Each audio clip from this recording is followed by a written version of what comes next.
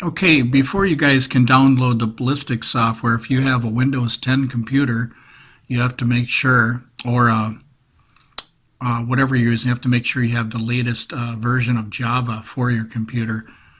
Now, this is a Windows 10 computer. It didn't have the latest components of Java, so I had to download it, even though it's a new computer. And that was good enough to get the software going. The chair gun software, which is the ballistic software from Hawke. So you want to make sure you do that first. After you do that, then you want to go to Hawke, and here it is right here, hawkeoptics.com, and you guys also need to click under Hawke Life here so you can get the app and also the software installed on your computer. So under Hawke Life right there, you scroll down to apps, and if you're using the website with your phone, you want to get one of them apps there. So what you're going to do is you're going to click on chair gun so you can install the software on your computer.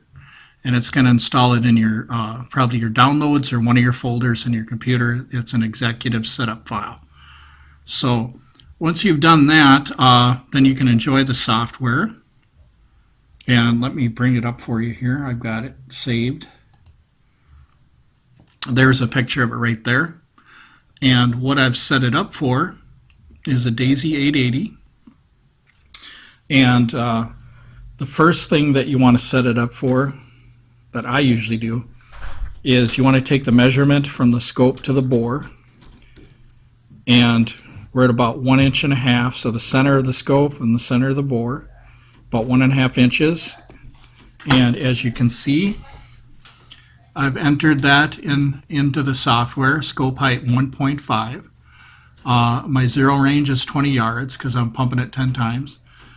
And then if you look over here, I've got my data for my ballistic coefficient that I took on that pellet and the velocity. It's a Beeman Echo, which is the same as the H&N.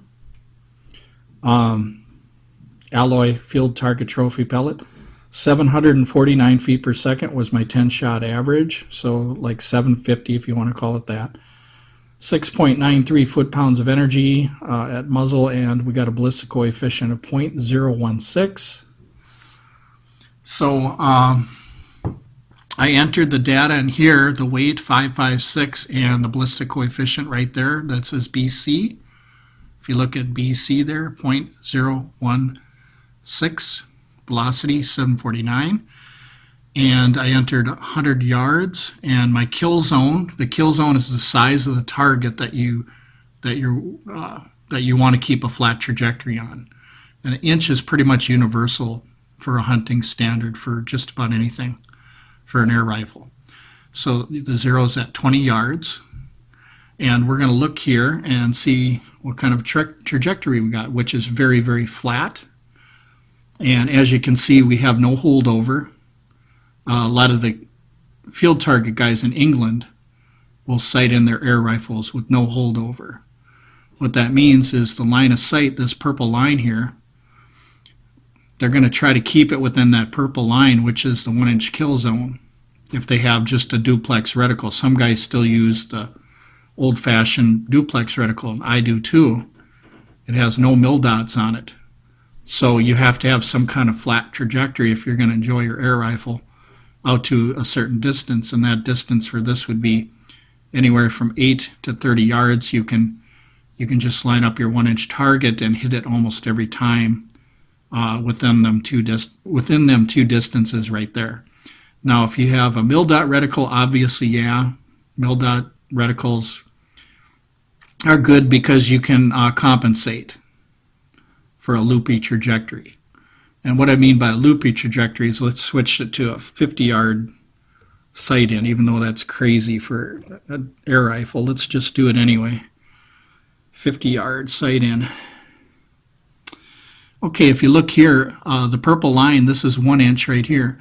Notice that your 1 inch target's down here, but your shot is going over. So that means you have to hold under the target by 1 inch for it to come up here. Now that doesn't make sense.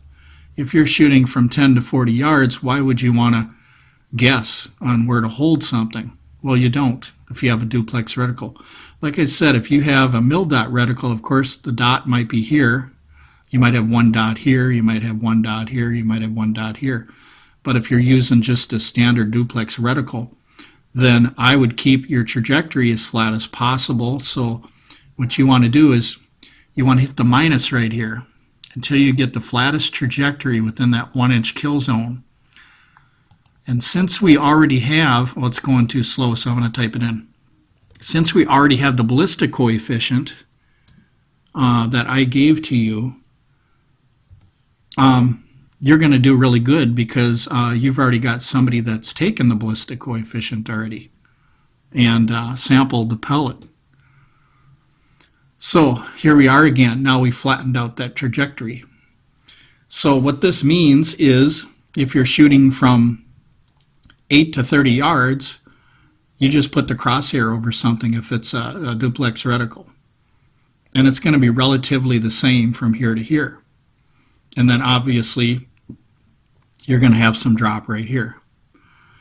Now this pellet here, by the time it gets to 100 yards, it has about the same energy as a Daisy Red Ryder, which is 1.5 foot-pounds of energy, somewhere around there. So the pellet's really weak right in this area because it's such a lightweight pellet. And at that distance, 100 yards isn't really meant for the Daisy 880 unless you're just having fun doing your long-range shots. So this is just a sample of what you can do. So if you want to straighten out your trajectory curve, all you have to remember is one thing. The purple is your kill zone, and the red line, you want to keep that red line right in the center or within that purple line, which is your kill zone. So from 10 to 30 yards, you know, you're going to have a real flat trajectory. And then anything beyond this, you're probably going to be using your mil dot reticle or your rangefinder. If you have a duplex reticle, you'll probably use a rangefinder, say like at 50 yards. And then you're going to adjust your turrets by the click value that will get you your flat shot out to 50 yards. So, and then once you return to shooting from 10 to 30 yards, of course, you got to readjust them turrets. So, but anyway, this is just a quick little sample for you guys to get started on your ballistic software. The app is really cool. You can enter in some ballistic coefficients on your app. If you guys need ballistic coefficients for me, I have quite a bit of knowledge about ballistic coefficients with pellets, so I can tell you generally what the ballistic coefficient would be so you can enter that data into your software. But it's nice that Hawke provides this nice free software for people. And I happen to have a 2 to 7 by 32 mil dot reticle scope on right now on this Daisy. But what I've done with this Daisy 880 is I use the standard rifle mounts, not the airgun mounts. I found that these get it low enough, but you can see right here I was able to leave on the iron sight part there. And it's not touching. It looks like it's touching, but it's not touching. There is some clearance there. But this is a Hawke scope 2 to 7 by 32, and I can get a clear picture focused down to say about 5 yards or something like that. That really comes in handy because you can do close range shooting with this air rifle also. Or if you want to get out further, you can, but the 2 to 7 option is really good. One of the reasons why 2 is good is because sometimes you need a bigger field of view. So if you set it on 2 here, you can see if you have a target that's running around, if you're hunting or something, and it's running around on you, if you set it on 2, you can see it. Whereas if you had it set on 4 or 8, you wouldn't be able to spot it as well. So if you had it set on 2, at least you could see where it's moving to, the target. So, but there it is right there. And then there's the data on my DZ 880 there. And these are 10-shot averages for the velocity. And you can see I have the grain weights, the energies, velocities, and then of course the 556 one, I took a ballistic coefficient sample by shooting at 10 yards and 25 yards, running that pellet through the chrony, and then calculating the difference between muzzle velocity and velocity at 25 yards when I ran it through the chrony. It ended up being about 0.016 for that lightweight pellet. So anyway, that just kind of gives you an idea of what you can do with the software. And there's what the Daisy 880 looks like. It looks really nice with that hawke scope on there. And these hawke scopes run about $80 to $100, I suppose. Very clear though. Very clear, like eagle eyes. That's what I like about their lens quality. Is very, very good. So, and these work good on AR-15s and other rifles very well too. So anyway, thank you very much for watching the video, you guys, and you can enjoy this software here. If you have an old Vista computer, that would help too.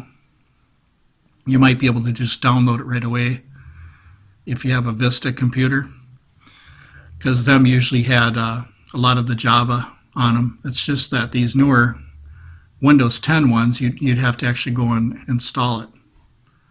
So, because some of this software is older, so, but it still works good today, even though it's real simple. You know, the interface is real simple. And then of course you got your toolbox right here. Let me see here. A lot of guys in England use this too, you know. Vermin Hunters uses it. He's always on the chair gun all the time. Yeah, so here's all the tools right here. You can see there's a wide variety of tools that could help you, and calibrating and stuff like that. For instance, you got your energy calculator.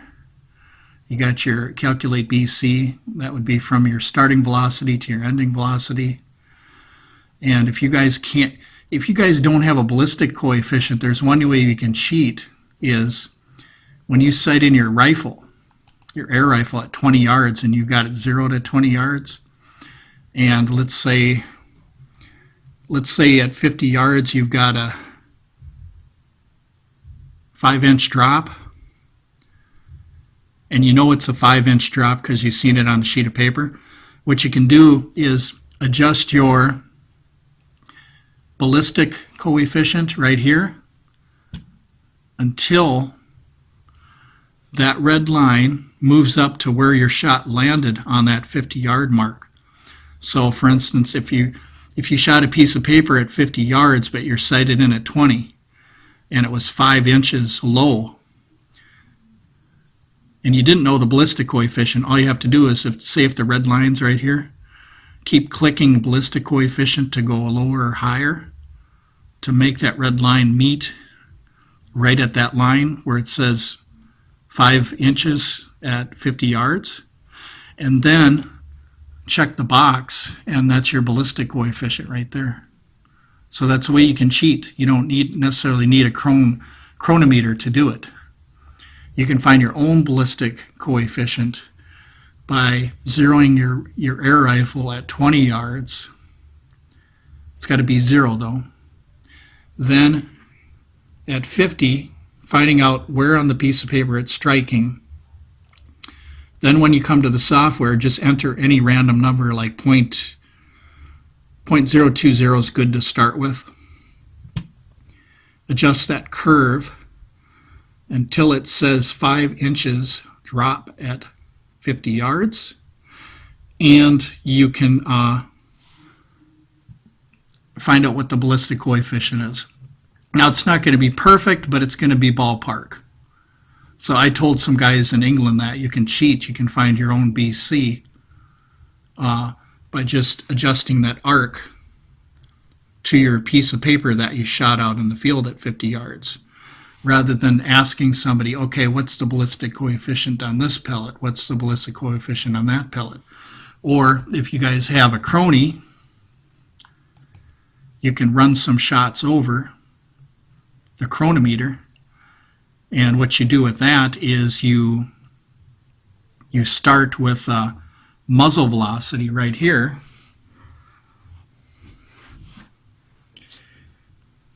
So you got muzzle velocity right here, 749 feet per second. So that's right at 0.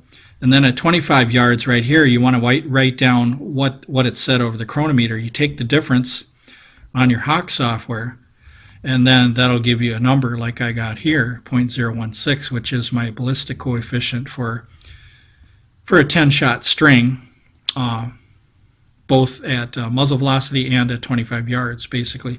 So I ran about 5 to 10 over the crony at 25 yards, and I came up with 0.016 or 0.013. Once again, it's ballpark. It's never going to be perfect. So you can enjoy this software, you guys. I think it'd be great for you to do that with your air rifle.